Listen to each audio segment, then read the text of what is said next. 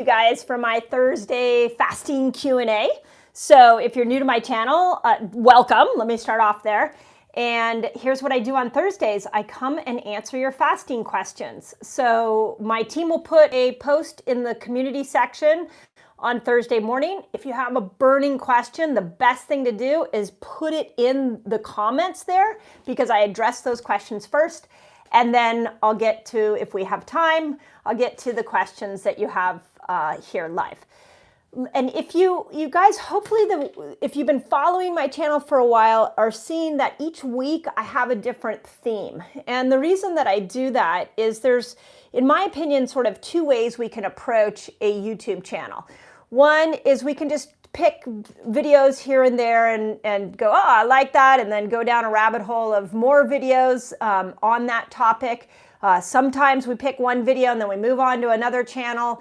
And I find that what's happening is people are getting pieces of information, but we don't always know how to put them together in a formula that works for us. So what I want to do here on this channel is I want to make sure that I am linking the concepts in each video to new concepts. So every week I have a theme. This week has been leptin. We've been talking about leptin resistance. Next week, women, I'm going to go into some nuances around women and fasting. Following week, I want to go into some things around immune system. So each week I'm bringing you different themes so that you're not just getting bits of information, but that they're connecting together. Then the other thing that I know about how we can integrate information is through experiences. And the best way to do that is through our fast training weeks. That's why we're finishing one up this week, is how do we take the information that we're learning and then apply it to our lives?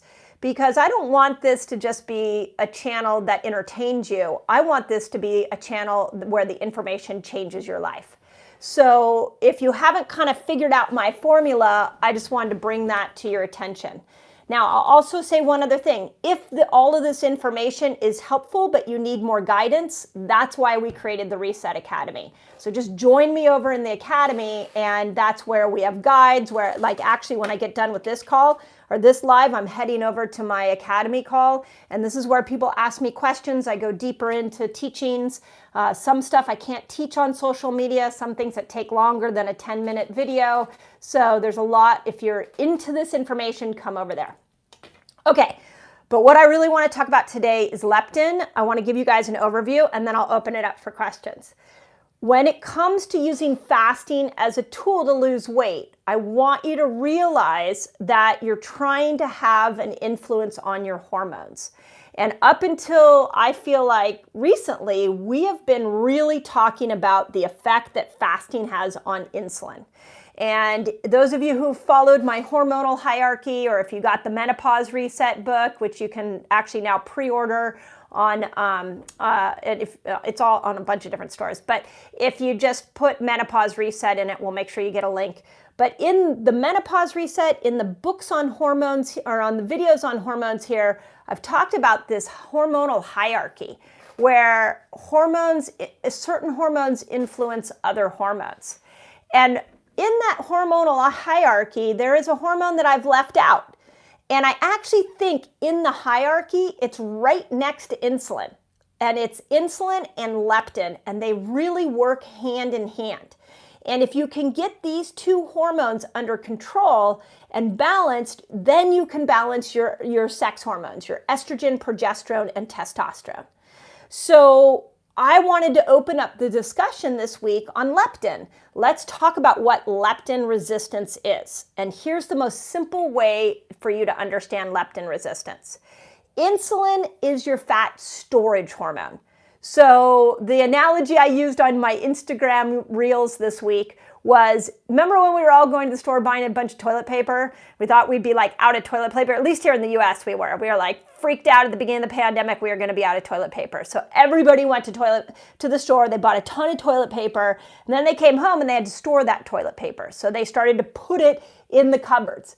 And then there was a shortage of toilet paper at the stores. So those of us who hoarded and geared up and boosted up on our toilet paper, when we needed it, we went and accessed the storage. And we started using the toilet paper that was in the storage that we bought a month ago. Okay, this is insulin and leptin. When you're eating too much food, especially foods that are very high in sugar, insulin will store that sugar in fat.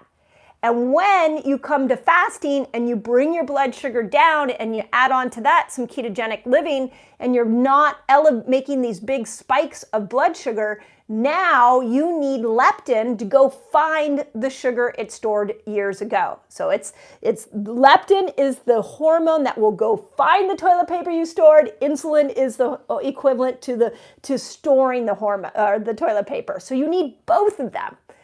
And what happens with those of you that get stuck is you have to look at this leptin piece. Now, you'll see it at the progression of the videos this week. I started off by showing you the fasts that science is saying is good for leptin, getting us out of leptin resistance, because just like insulin resistance, we get leptin resistance. So I talked about 3 fasts that I liked.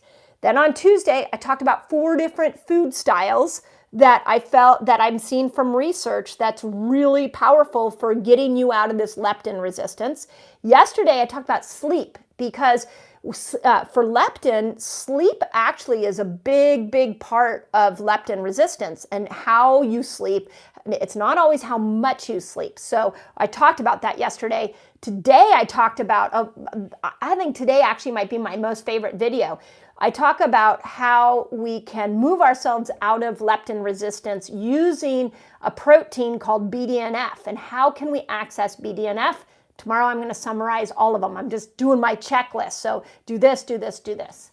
But this week was meant to help you think a little deeper on this topic for those of you that are stuck with weight loss resistance. That was what I wanted to accomplish this week. So if you watch those videos and that was really helpful, let me know, because I put them together for you, and we look at your comments, we look at where you're getting stuck, and then I base my videos based off of that. So that was the theme for the week. And as always, I hope you guys were getting the big picture and that it was helpful. So with that's, there's a lot to unpack there. We could talk about this for hours, but I want to make sure I get to your questions. So why don't I start with the questions on the community page? Okay. Yes, we do have some good questions on the community page. Thank you for everybody that submitted the questions ahead of time. That's really helpful for us, and we will answer these first. Okay. We don't have a huge number today. We only have 9, and some of them aren't questions. First question, what do you think about this is from Marley Miller. What do you think about the acidity of coffee? Their naturopath says that you should be avoiding it. What do you think? Okay, the question was, if you guys let us know if you can hear Sequoia. If you can't, I'll repeat it.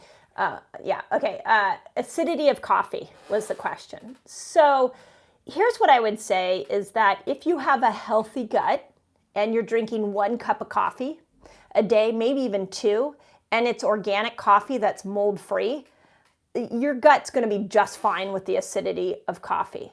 Where foods get us off course. So this was my thing on lectin, not leptin. Remember, the lectin is in our plants. Leptin is a hormone in our fat. So I know that kind of tripped a few people up this week.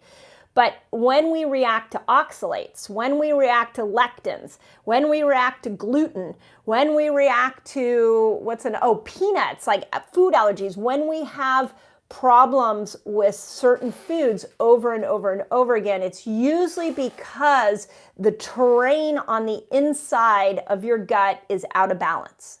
And we call that gut dysbiosis. So for a healthy gut with a diverse microbiome, doesn't have a leaky gut situation, with that person, 1-2 cups of coffee a day is not going to be a problem. It's not going to destroy your acidity. But if you had gut dysbiosis, if you were having SIBO, if you were having ulcers, if you had a leaky gut, if you were reacting to lectins and oxalates and gluten, then yeah, I would say you need to think about how much coffee you're drinking and avoid coffee. But we have to really, there's a lot of trends that are happening in nutrition right now, and I'm not a fan of absolutes. The only absolute that you will hear me say over and over and over again is that your body is a miracle. That is the only absolute. Everything else, we are a vitalistic body, meaning that we are always adapting to our environment. So sometimes we've been given too much toxicity, and so our gut is off, and yes, the acidity of coffee is going to be a problem.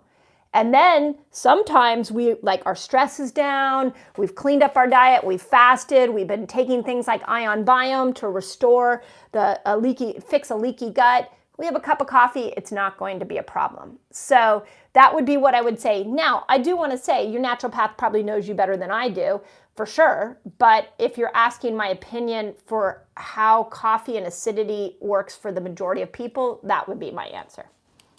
Okay, great.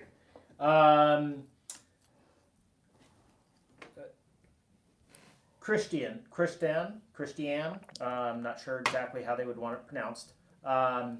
They can't get past a 3-day fast because their blood sugar dips too low. How do you get past this? Okay, can't get past a 3-day fast because her blood sugar dips too low.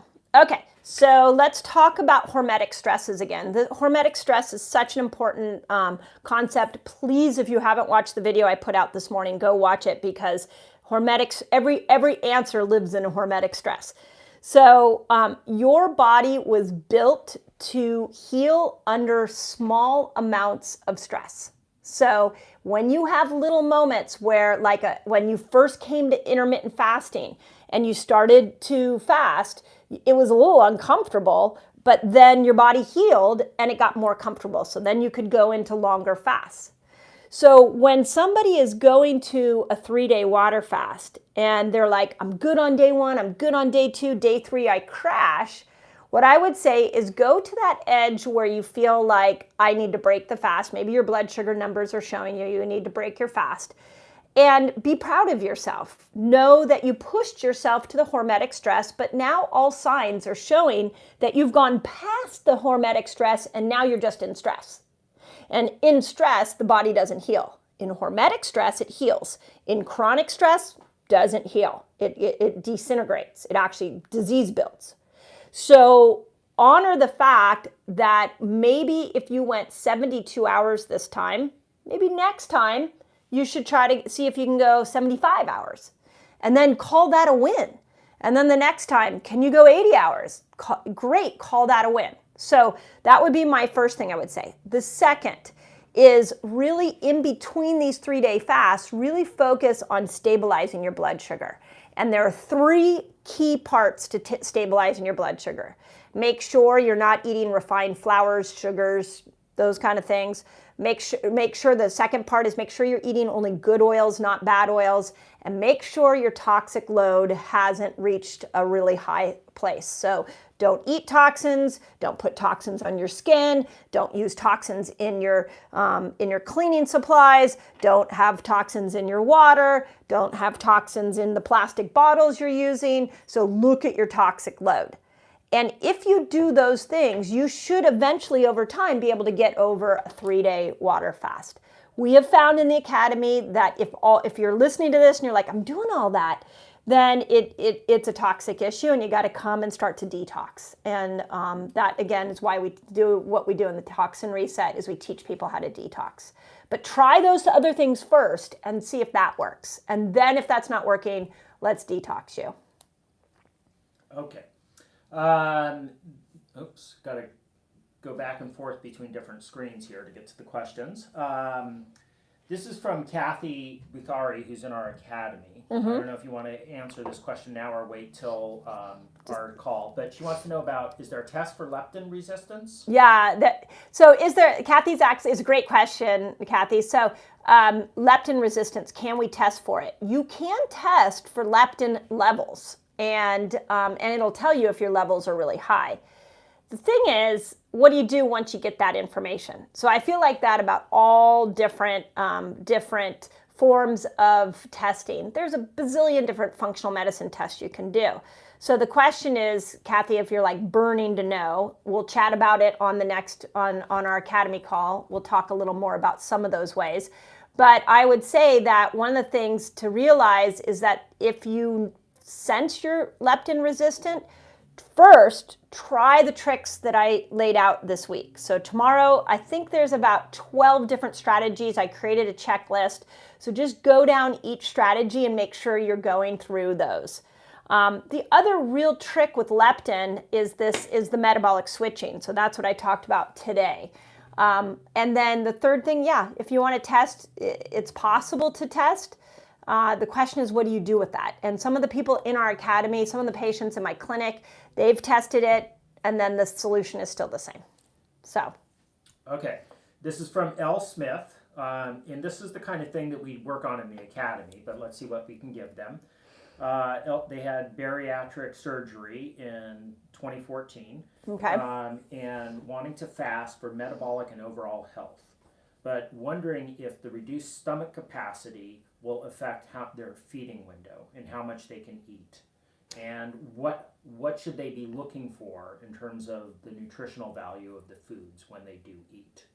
Okay, so bariatric surgery, and so I assume they just can't eat as much in the feeding window. So a couple things I would say is, this is how my mind thinks for my own health, is like I have my fasting window and then I have my feeding window. And every day I'm deciding what those windows are gonna look like based off of my hormones, based off of my life that day. So every day I'm analyzing, how long am I gonna go and when I'm gonna open that window up.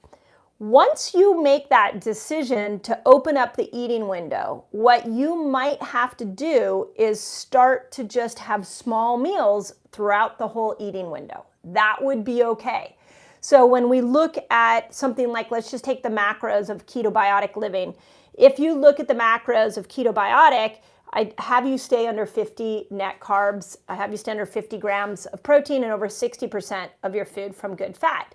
So you might have to have 8 meals, small little tiny meals within that eating window. So that would be the first thing that I would tell you. The second thing is, if you're worried about not getting enough nutrients in, this is where supplements come in. I'm trying out right now some new nutrients like vitamins and minerals you put in liquid that might be great, that we could do either in our fasting window or within our eating window. That would help a situation like that. So you're just not going to necessarily be the 1 meal a day person, because your 1 meal a day, you can only consume so much. So you're going to have to maybe do an 18-6 over that 6-hour eating window. You might have to just keep eating throughout the day, throughout that 6 hours. So. Okay. That was great, and L. Smith is in the chat right now watching the live, so that was awesome. A great answer. Cool. This is from Amanda, and Amanda noticed when she broke her fast that she had a 20-hour fast, that she had an instant inflammation. So she discovered that food was bad. Oh, I love that. But didn't notice it if they eat these foods during their normal diet. So do you want to talk about why that might be? Okay, I love this question. So this is from Amanda, and the question was, when she broke her fast, she doesn't say what 20 food. 20 hours. 20-hour fast, so she didn't say what the food was. She did not. So when she broke her fast, what happened was, whatever the food was that she ate, she had an immediate inflammatory response. But when she ate that food at other times, she didn't notice that same inflammatory response. So this is something we all can learn from. There is a really unique opportunity you have when you break your fast. So I know that we love to talk about like how long should I fast? And everybody, we get excited about the length of the fast, but there's other things to get excited about with fasting. And one of them is, what are you going to do when you reintroduce food? What does that tell you? And if that food caused you to be inflamed, it tells you stay away from that food. For starters, it tells you that food isn't what you should be doing. Right now, your gut is not doing well. If you're not noticing it in other times, then what it's saying is that you probably have some general gut inflammation in there that is like protecting your body from having an understanding what foods are bothering you and what aren't. One of the things that I have seen in just the 25 years I've been working with patients is we go numb. We are numb to our body. We don't know what foods are making us good or bad. Let's use myself as an example.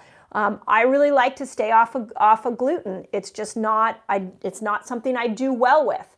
So if I stay off of gluten and I go and I eat gluten for the first time, for me, I might have like a adverse reaction. This actually happened the other day. I decided to like branch out into some ancient grain. I was so excited about it.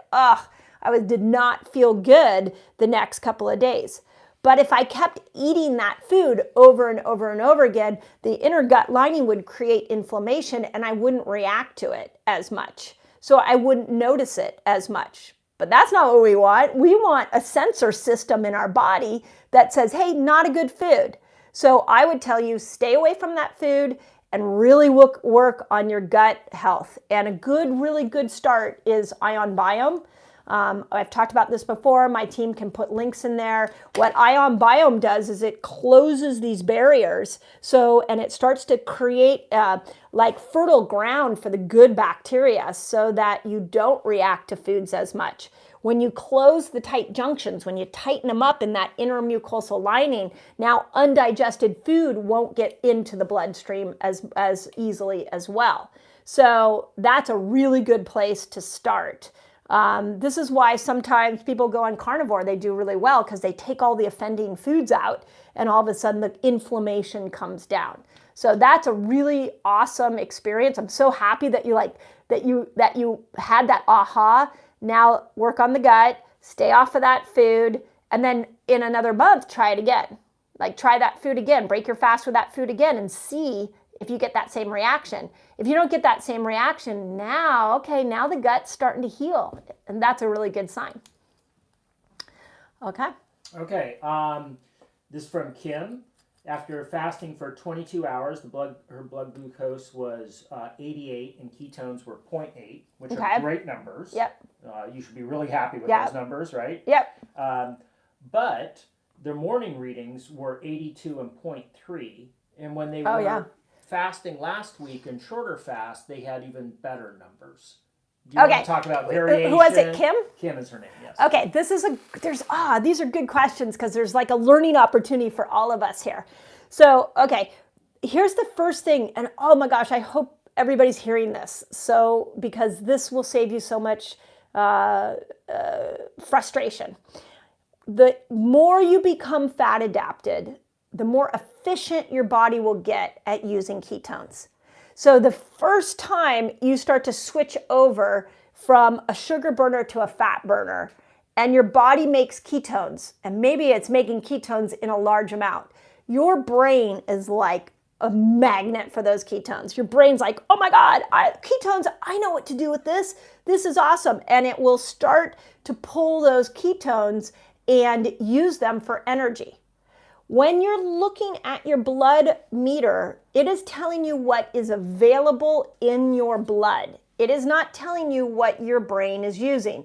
So when we first make the switch, the brain is getting excited. It is learning how to use those ketones, but the more you are giving it ketones, the more efficient it becomes at using the ketones. So you look at your meter and you're like, man, I'm fasting longer, but the ketones are less.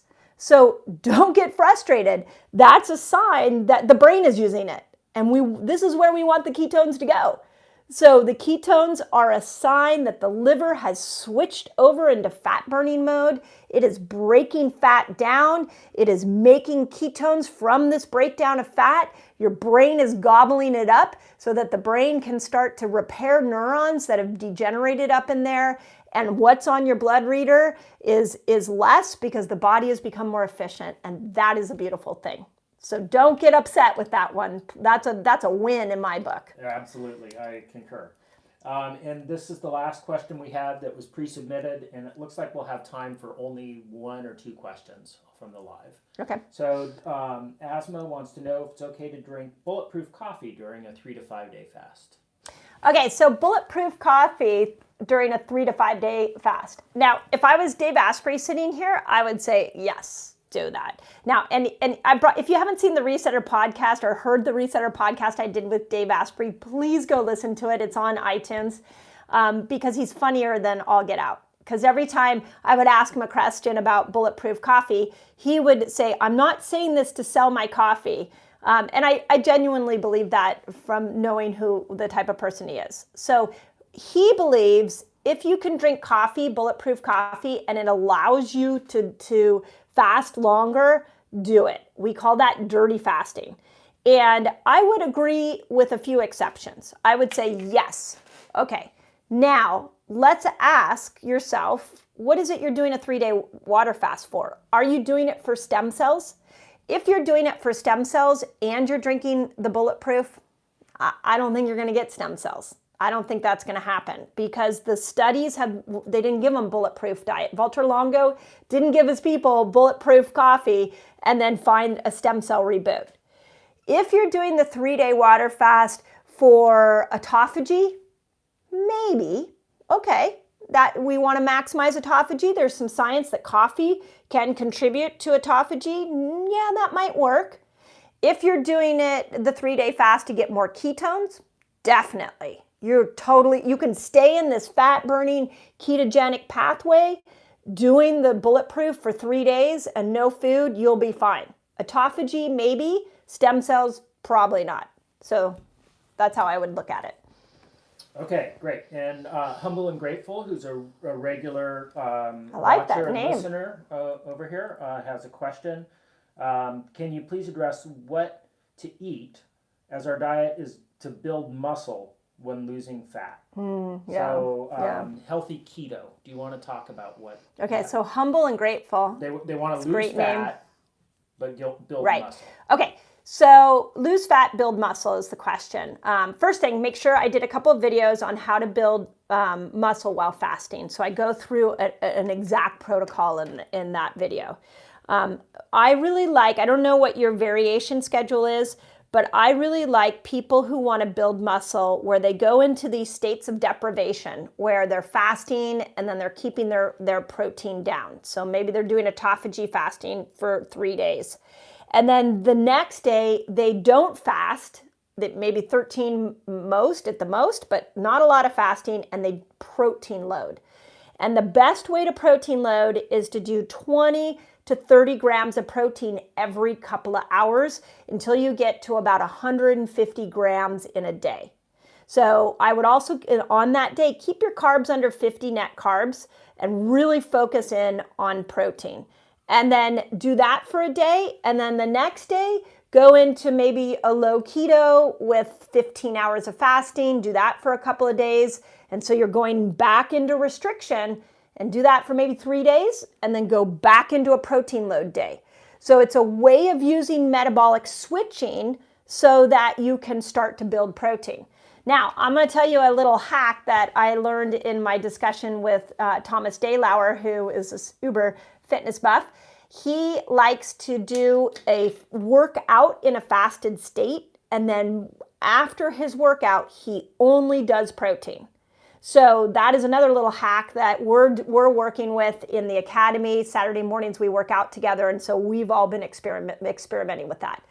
A third hack that I want to encourage you to look at is what we call BFR bands, blood flow restriction. So when you are working out, if you're lifting, use these bands. Blood flow restriction will help you build muscle more efficiently. And I've done videos on that as well. we did them a while ago. Maybe we need to redo some new ones.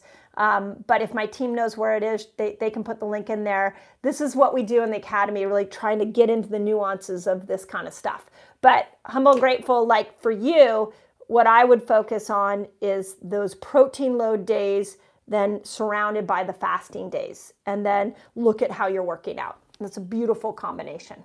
So awesome. We'll do 2 more quick questions. So okay. The next is from Karen. When doing a longer fast, 3 to 5 days, should you take a supplement to safely get rid of the toxins? This is a really good logical question. Who asked it? Her name is Karen. Karen. Okay. So she wants to know, when you're doing a longer fast, should you use a supplement to deal with the toxins? It's actually something I've debated, and I don't know if I have a clear answer. But let me tell you what I've thought of for my own self is you have to remember when you're detoxing or when you're fasting, you're detoxing. So 3 days, and especially if you're breaking down fat. If you're breaking down fat, you've got toxic estrogen that's being released. You've got neurotoxins being released. So you want something to grab onto those toxins. This is where, if you know you have a high toxic load, if you have a lot of fat that you got to deal with, then I would encourage you to take activated charcoal at night before you go to bed. Our body does the most repair at night, so that's why I like it before bed. And you're fasting all day, releasing those toxins at night, I would take activated charcoal. Now, what if you're like, I can't get activated charcoal? What if I don't want to take activated charcoal? Does that mean these toxins are gonna be a problem? And the answer is no. So I just think it could be that next level, Karen. Like, yes, if you know you have a high toxic load, it makes sense on the longer fast to take an activated charcoal. Bind is our favorite on systemic formulas. You can find that. It also has some magnesium in it, so it's great at night for fasters, so it'll relax your muscles. So I definitely could see a use for it. But don't let that be a hurdle, those of you that are listening and you're like, well, I don't have access to activated charcoal. Don't let that be the hurdle to a longer fast. Okay, and I'm seeing some questions flow through, and we had a question early in here. If you're pregnant or you're nursing, can you do fasting or intermittent fasting? And yeah, no. How about that for an answer? If you're pregnant, no. One of my team members is pregnant right now, and we have had to completely switch her fasting protocols. She does not fast. And this was a really important moment when she found out she was pregnant. I was like, guess what? Remember how we've been fasting together? I'm going to continue fasting. You're not.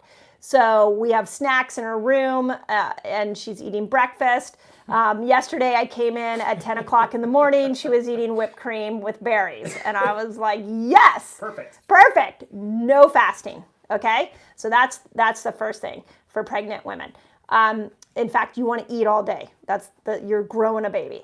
So nursing. Now, the only thing to think about with nursing is to make sure that you're not detoxing too much. So 13 to 15 hour fast should be okay. I wouldn't stimulate autophagy. You don't want autophagy, just because autophagy can lead to something called apoptosis, where neurotoxins will be pushed out through your bloodstream, and they'll go into the breast milk. That's not what you want. So short bursts of fasting, if you feel like it, if you're hungry and you're nursing, which is very common, then don't force yourself to fast. Now, I don't want you out of the health game. So what you can do is, there are 2 nutrients when you're pregnant and when you're nursing that I really recommend you look at. One is good fat, lots of good fat. Your baby needs good fat. You eat good fat when you're pregnant, your baby's going to get good fat. Good fat grows brains. It's fabulous. When you're nursing, good fat is going to help brain development of your child. Microbiome foods like probiotics, prebiotics, polyphenols, amazing, because in those 2 moments, you are sharing your microbiome. So there's just a different focus to look at, and fasting isn't that focus. Okay, we got to get you going. Okay, awesome. So let's see, you guys, next week we'll do hormones for women. I've got 2 videos coming out, one on when a woman should intermittent fast and when she shouldn't. And then I've got, for women over 40, I have a new fasting variation. So I'm really excited. We've been using it with our patients in the clinic. We've been using it with many of our academy members. And it's a new protocol that I'm really excited to bring to you. So, and as always, and you guys over 40, if you want a copy of the Menopause Reset, it's out for pre-order. Just put Menopause Reset in the comments and my team will send it to you. And as always, don't give up on yourself. It's just knowledge. If you're in fear, if you're feeling out of control with your health, the way you step back into hope, the way you step back into feeling in control is through knowledge. And so just keep coming back, keep asking questions, and block out anybody that tells you you can't do anything. Block out any scary diagnosis. Like, just stay in the vibration of hope and possibility, and your body will heal. So hope that helps.